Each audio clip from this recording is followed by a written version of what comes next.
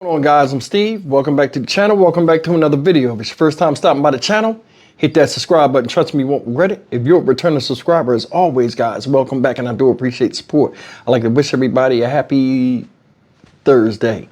And I appreciate you guys spending time with me. So let's jump right into this news. This story broke last night, and this is horrific.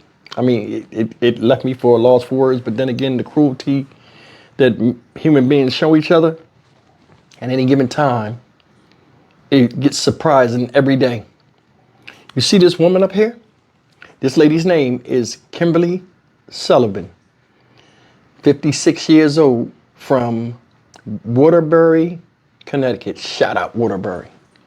Ladies and gentlemen, this woman had a stepson who lived with her.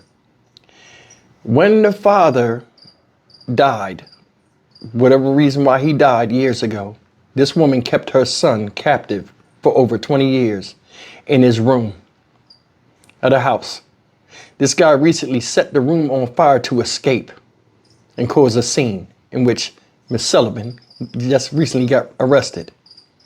Some of the details in the story are horrific that I'm gonna read to you, and you'll hear in this video as well. I want you to take a look at this. This woman violated every human right this guy had. And he was nothing but in fourth grade, the last time he was in school. So that made him, what, 11 years old? And she did him like this. Look how horrible this is. Good evening. Thanks so much for joining us here for the News at 5. I'm Keisha Grant. And I'm Mike Heideck. We'll get to those stories in just a moment. First, though, we are following a story you won't believe. Developing news out of Waterbury. A woman is accused of holding her stepson captive for 2 decades. According to court documents, it began when he was in the 4th grade. He's now 31 years old. NBC Connecticut's Amanda Pitts digging into this story for us. She's live in Waterbury with the shocking details. Amanda, what can you tell us?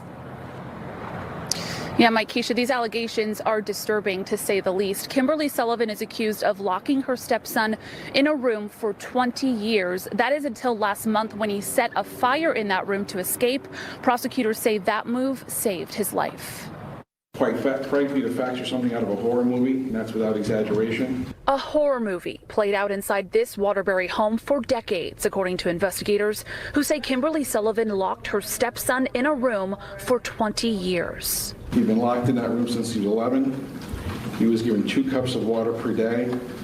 He'd been locked in there since 4th grade. On February 17th is when prosecutors say the victim set a fire inside his 8x9 room using hand sanitizer and paper.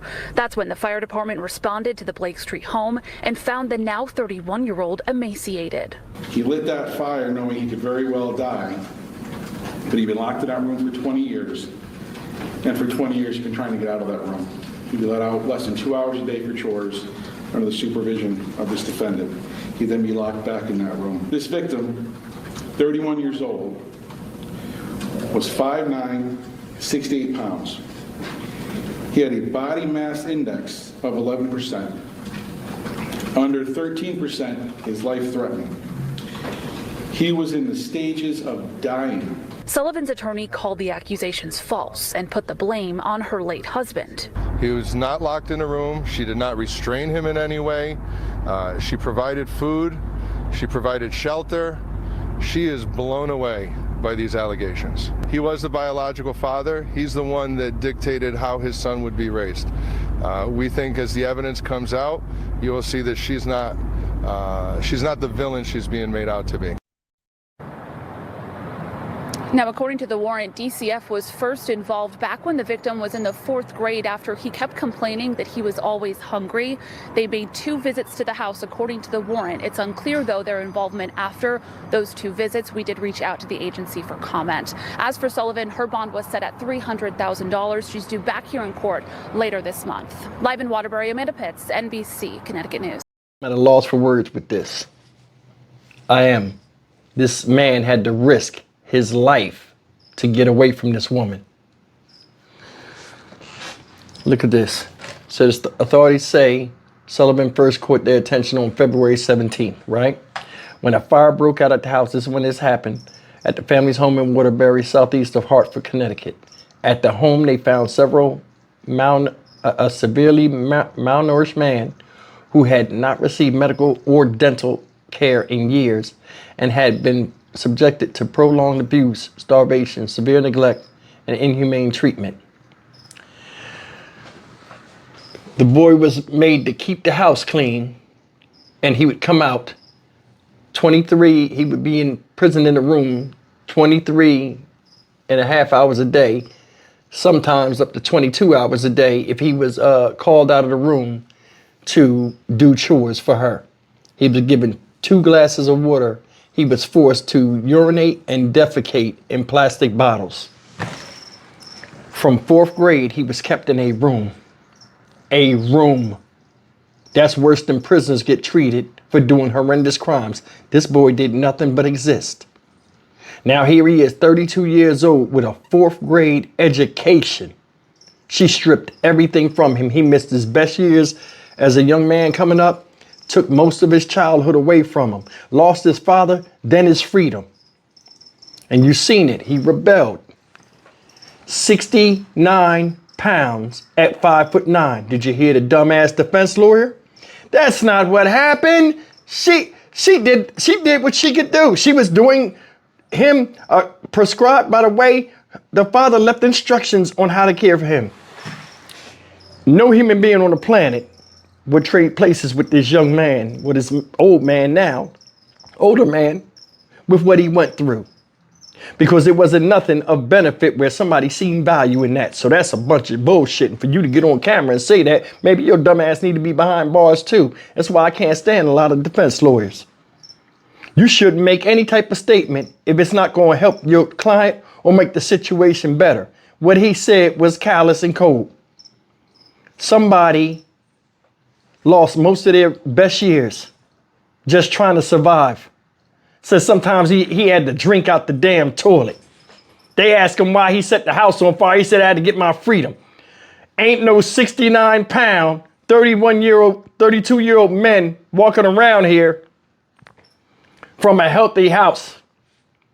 But you chose to put this boy through this because you didn't care about him. And you knew if you gave him minimal treatment, because you once the love for your husband died, the love for him was never there. You just kept him there and used him. This is nothing more than like slavery. What you think? It's not more like than slavery. The man's room was secured from the outside with a number of different styles of locks. The locks, throughout the years, it appeared that the locks increased in security levels as time progressed, meaning he started to get bigger, stronger, or more smarter, or he was trying to get out. You think about that. This woman was hiding her crime. Says she provided, look at this. He was not in the locked room. Now all them locks on the door, this is the defense lawyer. He was not in the locked room. She didn't restrain him in any way. She provided food. She provided shelter. She is blown away by these accusations. Who would starve themselves? The boy said he was starving and felt hungry since he was in the 4th grade. CPS was involved a long time ago because he was complaining about being hungry. So I guess the treatment might have started when his dad was there. You know what I'm saying? And kept going after she took over because she didn't care nothing about the kid anyway. That's the thing. People get with people and they have children a lot of times and they think they got a viable person that's a good wife. Just because you're a good wife don't make you a good stepmom. And you see it right here. You see it right here. Just looking at her. When I seen them dumbass lines on her eyes, I already knew she was crazy. When I seen that, I already knew. Allegedly under the abusive care of his stepmother, police say the victim was forced to rig an elaborate toilet system to relieve himself while confined. He had to turn into MacGyver just to fucking flush the damn toilet. Don't you think about that? It's crazy. He would urinate in a bottle and he had straws connected to the bottom of the bottle, and he found a hole in the storm window frame. Then he was able to put these straws through it. The locks were on the outside, yet he wasn't locked in. It's crazy. She declined to make a statement. Of course she did. I'd cut her head off if it was up to me. But I mean, man, it's people out here, man, that suffer in ways you would never know, and you live right next door to them. See, the one lady, I saw a kid, I dismissed it. I saw him and then I didn't see him no more. I didn't think nothing of it.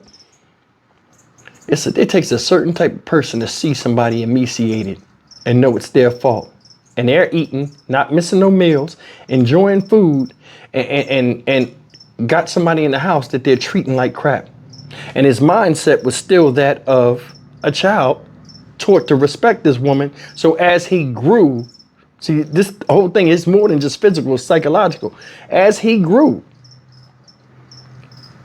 he still had that childish mindset somewhat where he had a reverent fear of this woman. That's why he never overtook her. And I'm gonna tell you something. I want you to think about something. What if this man snapped and one day when she let him out the room, he brutally murdered her? They'd have locked his ass up. What you think about? They'd have locked his ass up over that. Killing a captor. Bullshit. Stock Market Steve for the Dynamic Reason channel. As always, like, comment, share, and subscribe. It's a damn shame this guy had to go through this, because this is something he'll never come away from clean.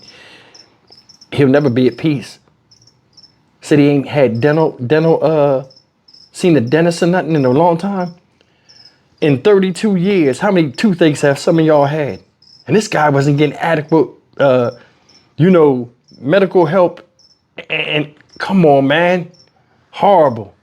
And say he fell gravely ill and she had to take him to the hospital. You think she would have took him? I want you to think about that. You think she would have took him because her secret would have been out and she would have been in the same spot she in now. That's a scary thought. See you in the next video. Take care.